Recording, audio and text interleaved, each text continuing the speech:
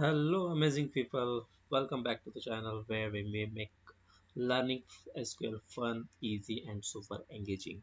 Today, we are diving deep into creating a brand new database in SQL Server with custom file setting.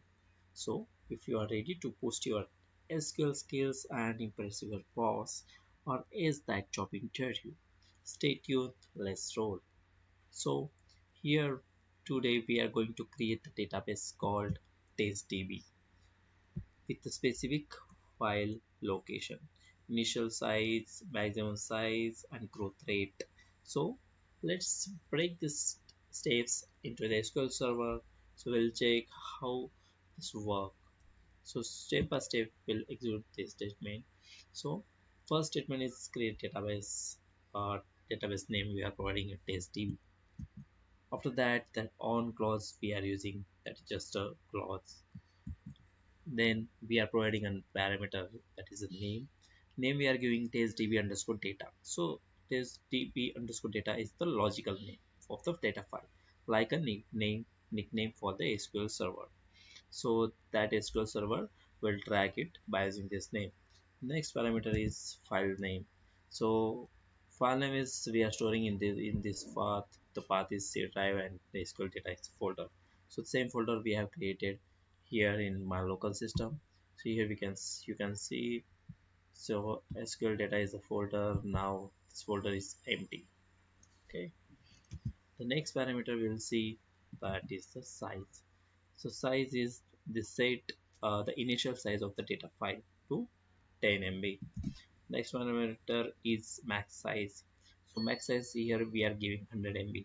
Means this limit the file to maximum of 100 MB. One more parameter we are providing, that is a file growth is equal to 5 MB. So as the database grows, right, it will add 5 MB chunk when more space is needed. That is the use of this parameter while creating a database. So same way we are providing a same parameter to store the logs. So same, all the names are same, all parameters are same, just here we are providing a size, that is 5 MB, max size 25 MB, and file growth should be the 5 MB. So let's execute and let's check the output of this script. So command completed successfully. You might be wondering, right? Why go through all this trouble? Simple, we can write the create database testdb. So most of the viewers might have a created database by using a single statement. Then why these are all the parameters are required? No. So why? So you are taking, by using this parameter, you are taking control of how your database goes and manage space. This is super important for performance and avoid running out of disk space, right? For example, okay, we'll understand through the example. Imagine your database is growing rapidly. So those are working on real-time projects or companies, they might aware about this. So database grows rapidly. So in that case, you don't want SQL Server to blindly keep increasing the file size until your disk is full, right? That you don't want in SQL Server. So that's why we are setting the max size and growth rate that helps you plan and manage your data effectively. Now you might understand, right? So that's why these parameters are important. So those are experienced people, they should use this method to create the database.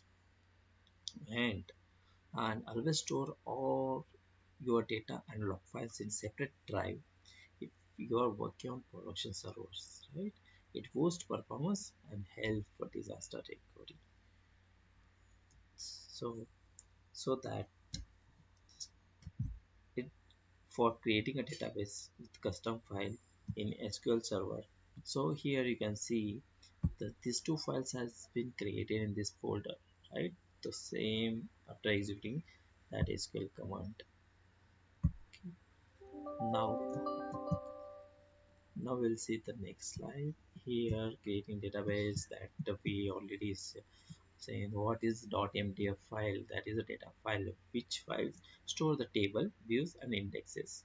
There is one more file we created, that is a .ldf file that track changes and recovery growth, right? Same we saw why web is required. Next step, now you have the power to manage your data like a pro. Correct? If you found this video helpful, smash that like button, subscribe for more awesome SQL tutorial, and drop your question below. Let's keep learning. Thank you.